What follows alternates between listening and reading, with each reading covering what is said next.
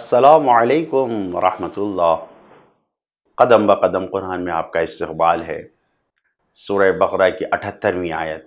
بسم اللہ الرحمن الرحیم ومنهم أميون لا يعلمون الكتاب إلا أماني وإن هم إلا يظنون۔ ان یہودیوں میں کچھ ایسے جاہل بھی ہیں جو توریت کو یاد کیے ہوئے ہیں اور اس کے بارے میں سوائے امیدوں اور کچھ نہیں ہے، ان کے جانتے ہی نہیں ہیں، حالانکہ یہ ان کا فقط خیال خام ہے۔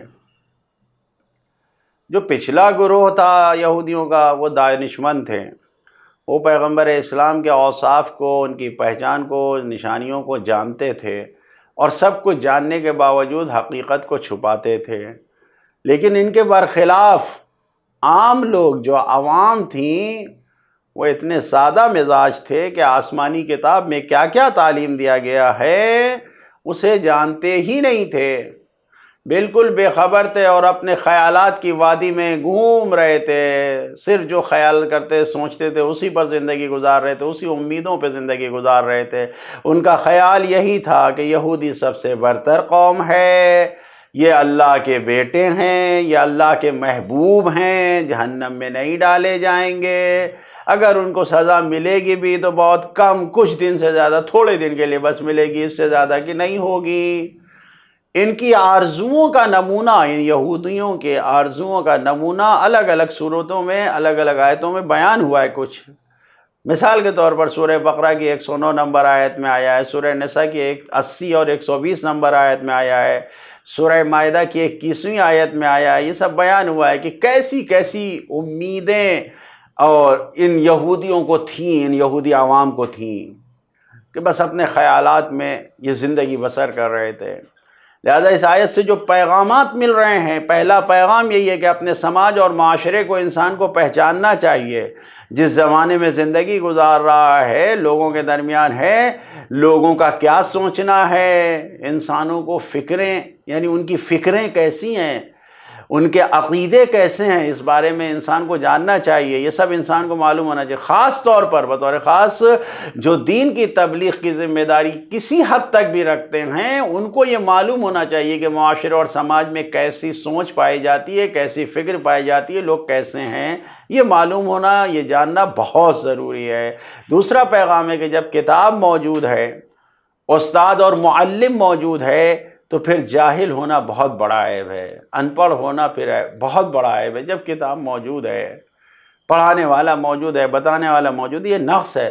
لہٰذا حق کی کتاب کو تلاش کرنے میں ہر انسان کو کوشش کرنا چاہیے، آگے بڑھنا چاہیے، پیچھے نہیں رہنا چاہیے، تاکہ کوئی تنقید نہ کر سکے، کوئی جاہل اور ان پڑھ نہ کہہ سکے، کیونکہ موجود ہے ذریعہ۔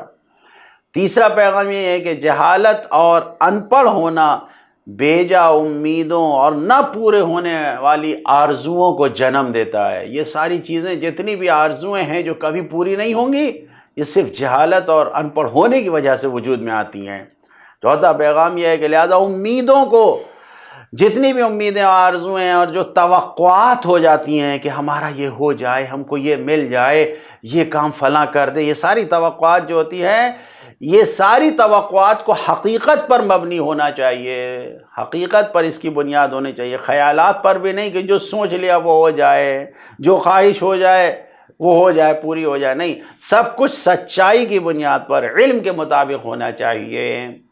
پانچواں پیغام یہ ہے کہ عقیدے میں، خاص طور سے جہاں پر عقیدے کی گفتگو ہے، اس میں ہمیں کوئی سمجھوتا نہیں کرنا چاہیے، بالکل نہیں، گمان کی بنیاد پر، ظن و گمان کی بنیاد پر ہمیں پیروی نہیں کرنا چاہیے عقیدے کو، بالکل نہیں، انسان کو اپنے عقیدے کو حق کی بنیاد پر قائم کرنا چاہیے۔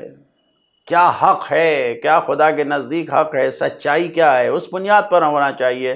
اگر بے بنیاد دلیلوں پر اپنا عقیدہ قائم کیا تو پھر عذاب الہی سے بچ نہیں سکیں گے۔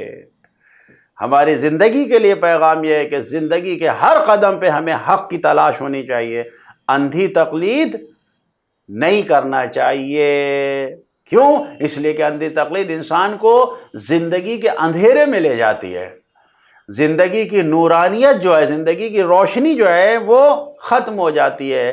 وہ کہاں سے ملے گی؟ ہمیشہ برحق علماء کی پیروی کرنے میں، برحق علماء کا ساتھ دینے میں، اسی میں نجات ہے انسان کو۔ لہذا خیالات کی پیروی میں جو انسان کو گمراہی کی طرف لے جاتا ہے، اس کی طرف نہیں جانا چاہیے۔ ظن و گمان و خیالات یہ سب انسان کو گمراہ کر دیتے ہیں۔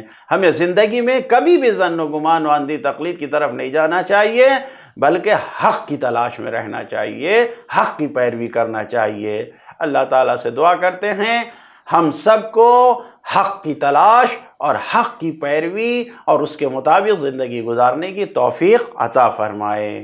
السلام علیکم ورحمۃ اللہ وبرکاتہ۔